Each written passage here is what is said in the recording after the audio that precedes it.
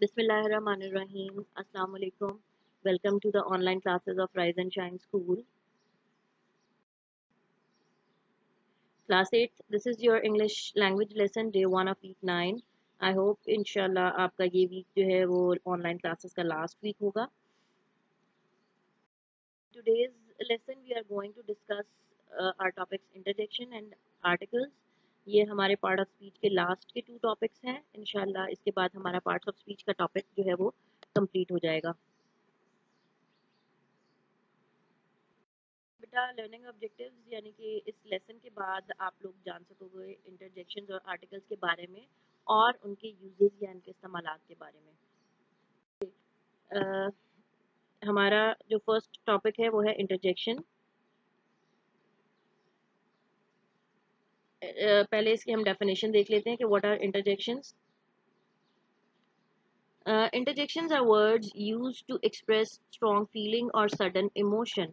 यानी कि interjection जो है वो ऐसे अल्फाज होते हैं जो कि हमारी strong feeling या एक अचानक जो भी हमारा कोई जज्बा होता है उसका इजहार जो है वो करते हैं. अब अचानक वाली emotion जो है वो कौन सी है. मिसाल के तौर पर जैसे अगर आप वॉक कर रहे होते हो, वॉक करते करते आपको एकदम से ठोकर लग जाती है तो क्या होता है, आपको तकलीफ होती है या आपको दर्द होता है तो आप बेसाख्तगी में आपके मुंह से ओह या हाय या आउच कोई भी आवाज़ जो लफ्ज़ आप बोलने के आदी हो तो क्या होता है आपके मुंह से बेसाख्तगी में वो लफ्ज़ अदा हो जाता है. आप कुछ सोच समझ के वो लफ्ज़ नहीं बोलते, लेकिन क्या होता है कि सुनने वाले को आइडिया हो जाता है आपका वो लफ्ज़ सुन के कि आपको कोई तकलीफ हुई है या आपको कोई मसला हुआ है. ठीक है. इसी तरह जब आप खुश होते हो तो क्या होता है आपकी आवाज़ एकदम बुलंद हो जाती है. आपकी वॉइस टोन जो है, आपके अल्फाज का चुनाव जो है वो सुनने वाले को बता देता है कि शायद आप बहुत खुश हैं. इसी तरह जब कोई बुरी खबर सुनते हो तो आपके बेसाख्तगी में आप जो है वो कहते हो ओहो. तो ये क्या हो गया, ये सारे वो वर्ड्स हैं जो कि आपके सडन या स्ट्रॉन्ग फीलिंग्स को जो है वो जाहिर करते हैं. अगर आप उदास हो और आप कहें कि मैं उदास हूँ तो ये कोई स्ट्रॉन्ग फीलिंग नहीं है, क्योंकि ये तो एक फीलिंग तो ज़रूर है लेकिन स्ट्रॉन्ग नहीं है जो अचानक हो. उनके लिए हम जो अल्फाज इस्तेमाल करते हैं उन्हें हम इंटरजेक्शंस कहते हैं. ठीक है. ये हमारी एक नॉर्मल फीलिंग है, उदास होना, खुश होना. ठीक है. यहाँ नीचे देखिए लिखा हुआ है कि an interjection is a part of speech that demonstrates the emotion और feeling of the author. Same thing, यही बात जो मैंने अभी आपको बताई. प्लस लिखा हुआ है दीज वर्ड्स और फ्रेजेस कैन स्टैंड अलोन. बाज़ औक़ात ये लफ्ज़ अकेले बोले जाते हैं यानी कि जुमले की ज़रूरत नहीं भी होती. आर बी प्लेस्ड बिफोर और आफ्टर अ सेंटेंस, और किसी सेंटेंस के शुरू या बाद में जो है वो इन अल्फाज को प्लेस किया जा सकता है, रखा जा सकता है, उन्हें बोला जा सकता है. हियर आर सम सेंटेंसेस जिनमें आप देख सकते हो कि इंटरजेक्शन इस्तेमाल हुए हुए हैं और वो उनका क्या इस्तेमाल है. यहाँ पे देखिए लिखा हुआ है आह दैट फील्स वंडरफुल, यानी कि ये जो बोलने वाला है उसे वो चीज़ बड़ी अच्छी लग रही है जिसकी वजह से वो यहाँ पे ये वर्ड बोल रहा है. फिर लिखा हुआ है last I am lost in the wilderness. यहाँ पे ये लास्ट वर्ड जो है वो तकलीफ का या गम का भी इजहार होता है, दुख का. ठीक है. तो और यहाँ देखिए we have won the match yahoo, यानी कि याहू वर्ड जो है वो खुशी का इजहार है. मैच जीत गए हैं वो, ऑफ कोर्स खुश हैं. Bless you I couldn't have done it without you. यहाँ पे जो है वो एक दुआई अंदाज में जो है वो ये कह रहे हैं कि आपके बगैर जो है वो ये मैं नहीं कर सकता था. और यहाँ लास्ट सेंटेंस देखिए व्हाट अ नाइस ड्रेस. बाज़ औक़ात आपको कोई चीज़ बहुत अच्छी लग रही होती है तो आप कहते हो कितना खूबसूरत है. ये आप कोई सवाल नहीं पूछ रहे होते किसी से कि वो कोई आपको बताए कि ये कितना खूबसूरत है. एक्चुअली ये आपके इमोशंस होते हैं जिनके इजहार के लिए आप इस तरह का एक्सप्रेशन इस्तेमाल करते हो कि ये कितना खूबसूरत है, ये कितना प्यारा है. ठीक है. तो यहाँ पे व्हाट वर्ड जो होता है वो उसको क्वेश्चन बनाने के लिए नहीं होता, बल्कि आपके वंडर को एक्सप्रेस कर रहा होता है, आपकी हैरत को एक्सप्रेस कर रहा होता है कि आप उससे इंस्पायर हो रहे हो, आपको वो चीज़ अच्छी लग रही है. और एक चीज़ और कि जब आप इंटरजेक्शन इस्तेमाल करते हो तो उनके बाद आपको ये साइन नज़र आ रहा होगा, एक शॉर्ट लाइन है और उसके नीचे एक डॉट है. इसको हम मार्क ऑफ एक्सक्लेमेशन कहते हैं. ठीक है. मार्क ऑफ एक्सक्लेमेशन के बाद जब भी हम सेंटेंस स्टार्ट करते हैं तो वो हमारा फर्स्ट लेटर कैपिटल होता है, जिस तरह न्यू सेंटेंस के बाद होता है. आप देख रहे हो जहाँ पे भी मार्क ऑफ एक्सक्लेमेशन लगा हुआ है उसके बाद हमारा नया सेंटेंस जो है वो कैपिटल लेटर से स्टार्ट हो रहा है. बेटा इंटरजेक्शन जो थे वो बहुत ही सिंपलेस्ट हमारा टॉपिक था पार्ट ऑफ स्पीच का. उसमें आपको बस ये पता होना चाहिए कि जिन वर्ड से आपकी कोई स्ट्रॉन्ग फीलिंग या कोई सडन इमोशन जो है वो जाहिर होगा उन वर्ड्स को हम इंटरजेक्शन कहते हैं. स्ट्रॉन्ग फीलिंग आपने माइंड में रखनी है कि स्ट्रॉन्ग फीलिंग का इजहार होगा जिसमें उन वर्ड्स को हम इंटरजेक्शन कहते हैं पार्ट ऑफ स्पीच में. यानी कि हमारे सेंटेंस में ऐसे अल्फाज जो आपके जज्बात को, सडन इमोशंस को और स्ट्रॉन्ग जो है वो आपके फीलिंग्स को शो करें, वो इंटरजेक्शंस कहलाते हैं। और नेक्स्ट टॉपिक इज आर्टिकल्स। एक बहुत इंपॉर्टेंट टॉपिक है। Okay, look at this. आप जानते हैं कि अ, एन और द को हम आर्टिकल कहते हैं। आप उनके बारे में क्या बताया जा रहा है कि आर डिटर्मिनर्स और नाउन मार्कर्स, यानी कि डिटर्मिनर्स यानी कि वो फैसला करने वाले होते हैं, और नाउन मार्कर्स का मतलब यानी कि नाउन को मार्क करते हैं या नाउन की निशानदही करते हैं। That function to specify if the noun is general और specific in its reference. General का मतलब है आम और स्पेसिफिक का मतलब है खास या मखसूस। ठीक है, वो कह रहे हैं कि जिस नाउन का हवाला दिया जा रहा है वो एक आर्टिकल जो है वो हमें बताते हैं कि वो कोई जनरल नाउन है, आम नाउन है, या फिर कोई स्पेसिफिक है। ठीक है, नेक्स्ट देखिए यहाँ लिखा हुआ है कि an article is a word used to modify a noun which is a person, place, object और आइडिया। देखिए, आप यही चीज एडजेक्टिव्स के बारे में पढ़ चुके हैं कि एडजेक्टिव्स मॉडिफाइज या एडजेक्टिव्स क्वालिफाइज अ नाउन, यानी कि वो एडजेक्टिव जो है वो नाउन की क्वालिफिके उसका बताता है कि नाउन की क्या प्रॉपर्टीज हैं या नाउन को वो मॉडिफाई करता है। अब यही बात वो आर्टिकल के लिए भी कह रहे हैं, लेकिन what is the difference between an article and an adjective, वो हम नीचे देखिए लिखा हुआ है। Technically N article is an adjective. Technically हम कह सकते हैं कि आर्टिकल एक एडजेक्टिव है, लेकिन उसमें डिफरेंस क्या है देखिए। Which is any word that modifies a noun, यानी कि क्योंकि एडजेक्टिव जो होता है वो कोई भी ऐसा वर्ड होता है जो कि नाउन को डिफाइन करता है, तो द भी एक्चुअली नाउन को ही डिफाइन कर रहा होता है। लेकिन अब डिफरेंस क्या है, usually adjectives modify nouns through description. वो कह रहे हैं कि एडजेक्टिव जो है वो नाउन को डिस्क्रिप्शन के थ्रू, यानी कि उसमें बाकायदा बताया जाता है कि नाउन की क्या जो है क्वालिटी है, तो वो उसको डिस्क्रिप्शन के थ्रू मॉडिफाई करते हैं। जबकि आर्टिकल्स जो होते हैं वो सिर्फ उनको पॉइंट आउट करने के लिए या नाउन का रेफरेंस देने के लिए कि ये वाला स्पेसिफिक नाउन है, तो हम वर्ड द इस्तेमाल करते हैं। ठीक, या कोई भी आर्टिकल जो है वो हम इस्तेमाल करते हैं। ओके, यहाँ पे लिखा हुआ है the articles a and an are indefinite articles. ठीक है, तीन आर्टिकल्स हैं, अ, एंड और द। तो अ और एन को हम इंडेफिनिट आर्टिकल्स कहते हैं, और they are used with the singular countable nouns. Countable nouns को आप पढ़ चुके हो कि काउंटेबल नाउन्स क्या होते हैं, जिन चीज़ों को हम काउंट कर सकते हैं। ठीक है, और लिखा है when the noun refer to, जब जिस नाउन का हवाला दिया जा रहा है वो नॉन स्पेसिफिक हो, यानी कि वो कोई खास नाउन ना हो। आप जानते हैं कि नाउन की आपने जब टाइप्स पढ़ी, तो स्पेसिफिक नाउन्स जो होते हैं उनको हम प्रॉपर नाउन्स कहते हैं। ठीक है, और जो हमारे कॉमन नाउन्स होते हैं वो तो आप जानते हैं कि वो क्या है। अब लिखा हुआ है the article the is a definite article, it is used to show specific reference. ये किसी मखसूस चीज़ का हवाला देने के लिए किया जाता है, and can be used with both singular and plural nouns and with both countable and uncountable nouns. यहाँ पे आपने पढ़ा कि हम अ और एन को कहाँ इस्तेमाल करते हैं और द को कहाँ इस्तेमाल करते हैं।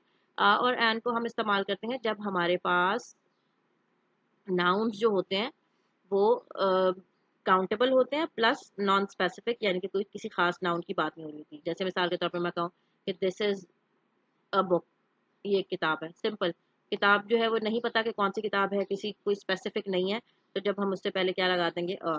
लेकिन जब हमारे पास कोई स्पेसिफिक चीज़ होती है, जब हम किसी चीज़ की तरफ इशारतन बात करते हैं, तो तब हम वर्ड दा इस्तेमाल करते हैं, और वो काउंटेबल और अनकाउंटेबल और सिंगुलर और प्लूरल दोनों नाउन्स के साथ इस्तेमाल हो सकता है। अब ये जो मैं बात स्पेसिफिकेशन की कर रही हूँ उसको मैं आपको एक एग्जांपल की मदद से समझाती हूँ। जैसे यहाँ पे लिखा हुआ है कि I am studying for a test. यहाँ पे बात हो रही है कि किसी टेस्ट की तैयारी हो रही है। अब कौन से टेस्ट की तैयारी हो रही है ये नहीं पता, स्पेसिफिक नहीं है, तो हम यहाँ पे जब आर्टिकल पुट करेंगे तो हम अ लगाएंगे। अब नीचे जो मैंने सेंटेंस लिखा है कि I am studying for the test, it means कि ये टेस्ट जो है वो स्पेसिफिक है। स्पीकर को ये बात पता है कि वो कौन से टेस्ट की तैयारी कर रहा है। मे बी वो हो सकता है मेडिकल के टेस्ट की तैयारी कर रहा हो कि I am studying for the test to take admission in the college, या हो सकता है वो कोई स्कूल टेस्ट हो। तो जब टेस्ट स्पेसिफाई होगा तो तब हम उससे पहले दा लगाएंगे, लेकिन जब इन जनरल बात होगी तो तब हम फिर आ लगाएंगे। अब इसी तरह यहाँ पे same sentence, this is a book और दिस इज द बुक। हो सकता है यहाँ पे sentence this is the book के बाद हो कि विच आई लाइक द मोस्ट, यानी कि ये वो किताब है जो सबसे ज्यादा मुझे पसंद है। और जब हम जनरल में बात कर रहे हैं तो हमने कर दिया this is a book. Now the use of a and an. अभी आपने पढ़ा कि हम अ और एन यानी कि इन जो आर्टिकल्स हैं उनको हम सिंगुलर और काउंटेबल नाउन्स के साथ इस्तेमाल करते हैं। अब दूसरी बात भी उन्होंने यही की हुई है कि we don't use before uncountable और प्लूरल नाउन, सेम थिंग है। Okay, next is if a noun starts with a consonant sound, a comes before the noun. अब यहाँ कॉन्सोनेंट साउंड से क्या मुराद है बेटे, आगे आपको उन्होंने लिखा हुआ है। आपको पता है कि हमारे जो इंग्लिश अल्फ़ाबेट्स हैं, इंग्लिश लेटर्स हैं हमारे जो 26, उनको हम 2 क्लासेस में डिवाइड करते हैं। Number 1 is vowel. वोवेल्स आपको पता है कौन से हैं, ए ई आई ओ यू। और जो बाकी के हमारे लेटर्स हैं उनको हम कॉन्सोनेंट कहते हैं, ठीक है।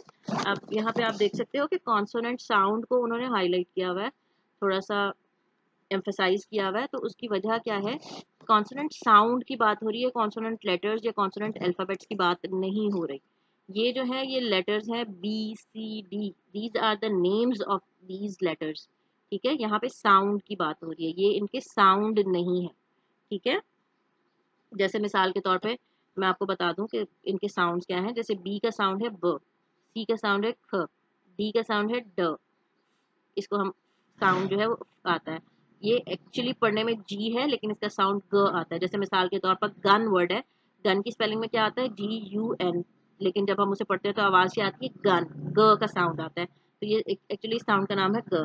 तो मैं आपको ये एक्चुअली बता रही हूँ कि जो हमें कॉन्सोनेंट साउंड से स्टार्ट होने वाले जो वर्ड्स हैं उनको हम उनसे पहले अ लगाते हैं अगर वो सिंगुलर नाउन हो, ठीक है।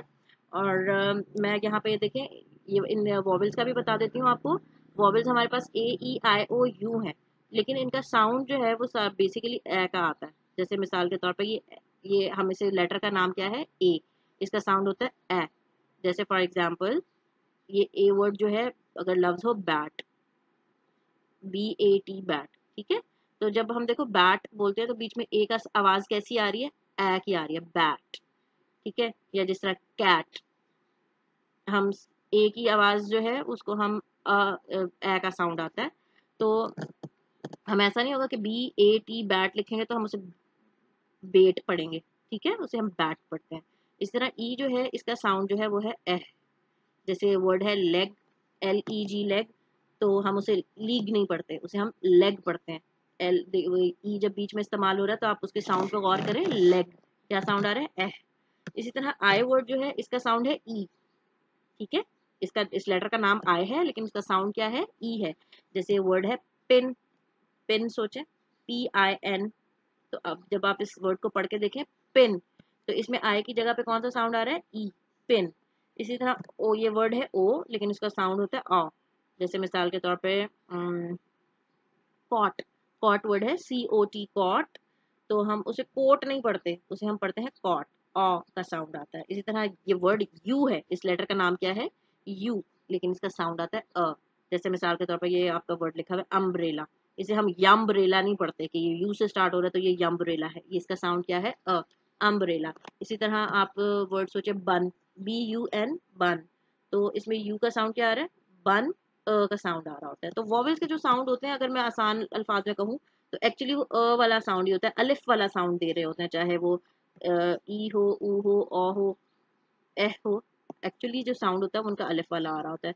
तो अब यहाँ पे जो बात कर रहे हैं कि कॉन्सोनेंट साउंड, तो अलिफ के अलावा जितने भी साउंड होंगे बाकी के वो सब क्या होंगे, वो कॉन्सोनेंट में काउंट होंगे, जबकि ए के साथ ए वाला जो साउंड है वो सारे वॉवेल्स होंगे। अच्छा, अब यहाँ पे उन एग्जाम्पल्स दी हुई हैं, इन एग्जाम्पल्स की मदद से आपको अच्छे तरीके से समझ आ जाएगा। देखें, a dog, a chicken, a boy, a teacher, ये सारे कॉन्सोनेंट साउंड्स हैं। देखें, university, although it is starting from a consonant letter but it sounds like a consonant. Sorry, मैंने कुछ शायद गलत बोल दिया। ये एक वॉवेल से स्टार्ट हो रहा है लेकिन but it is sounding like a consonant. University, ठीक है, यूजफुल आइटम, ठीक है, यूनिक, ये सारे वॉवेल से स्टार्ट हो रहे हैं लेकिन इनका साउंड जो है वो वॉवेल वाला नहीं है। यूरोपियन, ई और यू हालांकि दोनों वॉवेल्स हैं लेकिन इसका साउंड क्या है, य। तो इनसे पहले हम, जब हमने आर्टिकल लगाना होगा तो हम ए लगाएंगे। अब नीचे देखें, an is use in front of singular, same thing जो कि हमने यूज ऑफ ए के लिए पढ़ी, कि कोई चीज़ सिंगुलर होगी और स्पेसिफिक नहीं होगी तो हम उसके लिए या एन इस्तेमाल कर सकते हैं। और वही बात कि वी डोंट यूज़ एन, यहाँ पे एन आना चाहिए, ठीक है। हम अनकाउंटेबल या प्लूरल नाउन्स के लिए एन नहीं लगाते। और फिर if the noun starts with a vowel sound, यही बात जो मैंने अभी आपको समझाई, तो एन का कम्स बिफोर द नाउन, तो नाउन से पहले हम एन लगा देते हैं। अब जैसे यहाँ पे देखें, ये यहाँ पे ये भी वॉवल से स्टार्ट हो रहा है लेकिन ये साउंड भी वॉवल का कर रहा है, अम्ब्रेला, अ का साउंड आ रहा है, आउल। अब यहाँ पे देखें स्टार्ट ये कॉन्सोनेंट से हो रहा है, एच से, लेकिन यहाँ जब हम इस आवर को पढ़ते हैं तो एच जो होता है वो साइलेंट हो जाता है, साउंड क्या आ रहा है, आवर, तो इस वजह से हम इससे पहले एन लगाएंगे। इसी तरह वर्ड है ऑनेस्ट, एच जो है वो साइलेंट होता है, तो इसलिए इससे पहले हम एन लगाएंगे। ऑनेस्ट वॉवेल साउंड कर रहा है, ये जरा देखिए, ये आपको इंटरेस्टिंग लगेगा, MBA, ये लेटर क्या है, एम है, लेकिन इसका साउंड पे आप गौर करें, एम, ए की आवाज आ रही है, वॉवेल का साउंड कर रहा है, इसलिए हमने इससे पहले एन लगाया। सिंपली यानी कि ब्रीफली अगर मैं आपको बताऊं तो यूज ऑफ आ और एन में आपने ये बात याद रखनी है कि चीजें, जिस भी चीज से पहले आ या एन लगेगा वो सिंगुलर होगी, सबसे मेन थिंग, क्योंकि आ या एन का मतलब ही होता है एक। ठीक है, आपने पढ़ा होगा बचपन में एन एप्पल, तो इसका मतलब होता है एक सेब। तो जब कोई चीज प्लूरल होगी तो आप उससे पहले एक लफ्ज नहीं लगा सकते, जैसे किताब मिसाल के तौर पे अगर बुक्स वर्ड लिखा हुआ है तो आप उससे पहले अ बुक्स नहीं लगा सकते, ये गलत हो जाएगा, एक किताबें, क्या ये चीज सही है? तो अब आपने जहन में रखना है कि सबसे पहली मेन थिंग क्या है कि अ और एन हम कहाँ लगाते हैं, जब हमारे पास नाउन्स जो है वो सिंगुलर होंगे। ठीक है, दूसरी बात ये काउंटेबल नाउन से पहले लगाना है। और अ और एन के दरमियान क्या डिफरेंस है कि अ जो है वो हम कॉन्सोनेंट साउंड से स्टार्ट होने वाले वर्ड से पहले लगाते हैं, जबकि एन जो है वो हम वॉवेल साउंड से स्टार्ट होने वाले वर्ड से या नाउन से पहले पुट करते हैं। यूज ऑफ द, इसको भी हम थोड़ा देख लेते हैं। अभी हमने पहले पढ़ा कि अ या एन जो है वो नॉन स्पेसिफिक चीज़ों के लिए इस्तेमाल होता है, द हम स्पेसिफिक या मखसूस चीज़ों के लिए इस्तेमाल करते हैं। इसका देखें नंबर 1 यूज लिखा है यूनिक थिंग से पहले। यूनिक थिंग से क्या मुराद है, जैसे the sun, the moon, the earth, the environment, the world, the universe, इनसे पहले जो है वो हम द लगाते हैं। अब नेक्स्ट लिखा हुआ है singular noun representing the whole class, यानी कि ऐसे सिंगुलर नाउन्स जो कि अपनी पूरी क्लास को रिप्रेजेंट करते हैं। इससे क्या मुराद है, इससे मुराद है बेटे, जैसे हम इन जनरल बात करते हैं, जैसे मैं एक जुमले की मिसाल देती हूँ आपको कि गाय दूध देती है। ठीक है, अब क्या मैं किसी खास गाय की बात कर रही हूँ कि ये वाली गाय जो है दूध देती है? नहीं, मैं एक जनरल बात कर रही हूँ कि गाय जो है वो दूध देती है। या घोड़ा जो है वो हम सवारी के लिए इस्तेमाल करते हैं, तो हम कोई मखसूस घोड़ा इस्तेमाल करते हैं? नहीं, जिसको जो अवेलेबल हो वो घोड़ा इस्तेमाल कर सकता है। तो जब कोई नाउन ऐसा हो जो कि खुद तो सिंगुलर हो लेकिन वो अपनी पूरी क्लास को अपनी उसकी नुमाइंदगी करे, तो हम उस वर्ड से पहले भी द लगाते हैं। जैसे मैंने यहाँ पे सेंटेंस लिखा हुआ है, the dog is a faithful animal. क्या कोई सिर्फ एक ही कुत्ता वफादार है? नहीं, पूरे तमाम ही डॉग्स जो हैं वो वफादार होते हैं। तो इसलिए अब देखिए ये है सिंगुलर लेकिन it is representing the whole class of the dogs. ठीक है, तो इसलिए हमने इससे पहले द लगा दिया। इसी तरह the rose is a beautiful flower, rose जो है वो तमाम रोजेस की बात हो रही है यहाँ पे। अच्छा, next topic is sorry next use of the is के we use the before the superlative degrees of adjectives. आपने एडजेक्टिव्स का टॉपिक पढ़ा है, उसमें आपने उसके डिग्रीज भी पढ़ी हैं। सुपरलेटिव डिग्री हम कब इस्तेमाल करते हैं, जब एक चीज को एक से ज्यादा चीजों से कंपेयर किया जा रहा। ठीक है, जब एक चीज को एक ही चीज से कंपेयर किया जाता है तो फिर हम उसके लिए कंपैरेटिव डिग्री इस्तेमाल करते हैं, लेकिन एक से ज्यादा चीजों से कंपैरिजन जब हो तो फिर हम उसके लिए सुपरलेटिव डिग्री इस्तेमाल करते हैं। जैसे मिसाल के तौर पे मैंने यहाँ जुमला लिखा कि Ali is the tallest member of his whole family, यानी कि अली अपनी तमाम फैमिली में सबसे लंबा या सबसे टॉलेस्ट जो है वो फर्द है। अब यहाँ देखिए कि अली को जो है वो कंपेयर किया जा रहा है, किससे कंपेयर किया जा रहा है, किसी एक उसके बहन या भाई से नहीं, या किसी उसके एक फैमिली मेंबर से नहीं, बल्कि उसकी पूरी फैमिली से। तो इसलिए यहाँ हमने सुपरलेटिव डिग्री इस्तेमाल की, और जब भी हम सुपरलेटिव डिग्री इस्तेमाल करेंगे तो हम उससे पहले द लगाएंगे। अब लिखा हुआ है कि Ehsan is the most intelligent student of the class. ये सुपरलेटिव डिग्री है क्योंकि उसको पूरे क्लास से जो है वो कंपेयर किया जा रहा है। तो यहाँ पे इससे पहले मोस्ट लगा हुआ है, इट मीन्स कि ये सुपरलेटिव डिग्री है, और फिर जब भी हम सुपरलेटिव डिग्री इस्तेमाल करते हैं तो उससे पहले द लगाएंगे।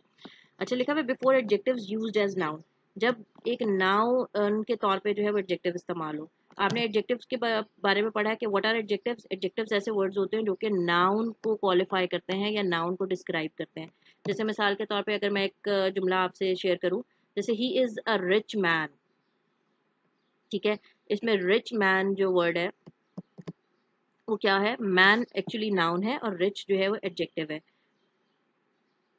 मैन नाउन है और रिच एडजेक्टिव है, और हमारा एडजेक्टिव जो है वो हमें बता रहा है कि वो जो मैन है या वो आदमी है वो कैसा है, रिच है यानी कि अमीर है, वो उसको डिस्क्राइब कर रहा है। लेकिन अब यहाँ पे ये बात कर रहे हैं कि जब एक नाउन के तौर पे एडजेक्टिव जो है वो इस्तेमाल होता है।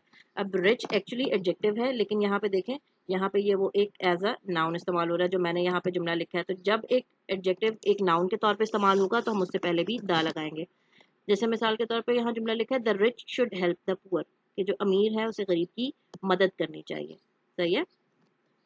तो अब ये बात आपने याद रखनी है कि ऐसा तमाम एडजेक्टिव्स जो हैं वो नाउन के तौर पे इस्तेमाल नहीं हो सकते। सिर्फ चंद एडजेक्टिव्स ऐसे हैं जो इनको नाउन के तौर पे इस्तेमाल किया जा सकता है, और जिन भी एडजेक्टिव्स को नाउन के तौर पे इस्तेमाल किया जा सकता है उनसे पहले हम, जब उसको नाउन के तौर पे इस्तेमाल करते हैं तो उससे पहले हम द जो है वो लाजमन लगाते हैं। हमारा नेक्स्ट यूज ऑफ द है कि जब न्यूज़पेपर्स और मैगजीन होते हैं उनके नामों से पहले द लगाया जाता है। फिर है हमारा टॉपिक बिफोर ऑर्डिनल्स। ठीक है, ऑर्डिनल्स हम किसे कहते हैं? देखो आप काउंट करते हो सिंपली, तो आप 1 2 3 4 5 6 जो है इस तरह काउंटिंग करते हैं। लेकिन जब आपको किसी चीज़ की पोजीशन या उसका नंबर बताना होता है तो हम कहते हैं कि वो फर्स्ट है या वो सेकंड है या थर्ड है या लास्ट है या नेक्स्ट है। तो इनको हम ऑर्डिनल्स कहते हैं। तो जब भी इस तरह ऑर्डिनल नंबर्स को यूज़ होंगे तो उनसे पहले भी द लगेगा। बिफोर द हॉली बुक्स, जो भी हमारी मुकद्दस किताबें हैं उनके नामों से पहले द लगता है। Before the nouns which are in context, यानी कि जिस चीज़ का पहले हवाला दिया गया हो, सयाको सबाक में मौजूद हो, कि अगर ये विंडो जिक्र हो रही है तो किस चीज़ की, कहाँ की विंडो का जिक्र हो रहा है। स्पेसिफिकेशन मौजूद हो तो हम उनसे पहले भी द लगाते हैं। ठीक है, जैसे the window, the kitchen, the door. Okay, next is when a thing is mentioned second time. ये भी बड़ी इंपॉर्टेंट चीज़ है। फिर वही बात आ जाती है स्पेसिफिकेशन की, कि देखो यहाँ पे फर्स्ट सेंटेंस लिखा हुआ है आई हैव अ बुक। यहाँ पे हमारे पास बुक का कोई रेफरेंस नहीं है कि कौन सी बुक। ठीक है, तो इसलिए जब हमने यहाँ पे आर्टिकल पुट करना है तो हम जनरल के लिए और नॉन स्पेसिफिक चीज़ों के लिए हम कौन से आर्टिकल्स लगाते हैं? या एन। तो ये कॉन्सोनेंट साउंड था इसलिए हमने इससे पहले आ लगा लिया, आई हैव अ बुक। अब नेक्स्ट सेंटेंस देखो, the book is very interesting. अब ये बुक जो है इसका हमारे पास हवाला मौजूद है। क्या हवाला है? यहाँ पे किस बुक का जिक्र हो रहा है? जो कि मेरे पास है। ठीक है, इस बुक का जिसका पहले सेंटेंस में जिक्र किया गया है। अब आ गई स्पेसिफिकेशन, तो इसलिए अब हम इससे पहले द लगाएंगे। जब कोई चीज़ चाहे वो बेशक कॉमन नाउन ही, लेकिन उस एक स्पेसिफाई हो जाए तो फिर हम उससे पहले द लगाते हैं। अब यहाँ पे आपको सेकंड सेंटेंस पे पता चल रहा होगा कि ये the book is very interesting. अब वो उसी बुक का जिक्र कर रहा है जो कि उसके पास मौजूद है। तो इसलिए हमें इस बुक का पता चल गया कि यहाँ पे किस बुक का जिक्र है। स्पेसिफिक हो गई वो बुक, इसलिए हमने उससे पहले द लगा दिया। अब लिखा है कि I met a boy yesterday. यहाँ पे हमें बॉय का नहीं पता कि कौन सा बॉय, किस बॉय से मुलाकात हुई। ठीक है, तो अब यहाँ पे इसलिए हमने इससे पहले आर्टिकल जब लगाया तो हमने आ लगाया। लेकिन अब यहाँ पे देखिए second sentence, the boy could speak many languages fluently. अब हमें यहाँ पे पता है कि यहाँ पे किस बॉय की जिक्र हो रहा है, कि वो जो लड़का जो है वो कई ज़बानें जो है वो फ्लुएंटली या रवानी से बोल सकता है। किस लड़के की बात हो रही है? उस लड़के की जिससे कि कल मुलाकात हुई थी। तो स्पेसिफिकेशन हो गई। अब ये किसी भी लड़के की बात नहीं हो रही, ये उस लड़के की बात हो रही है जिससे कि कल मुलाकात हुई। अब ये एक स्पेसिफिकेशन आ गई, इसलिए हमने इस बॉय से पहले द लगा दिया। दैट्स ऑल फॉर टुडे बेटा। यहाँ पे आर्टिकल्स का टॉपिक आपका खत्म हुआ। नाउ द असाइनमेंट, इंशाल्लाह I will share the document with you. जो भी रिटन वर्क उसमें मौजूद होगा आपने उसको अपनी कॉपी में कंप्लीट करना है। बेटा इंशाल्लाह आपके साथ नेक्स्ट लेसन में दोबारा मुलाकात होगी। तब तक के लिए अल्लाह हाफिज।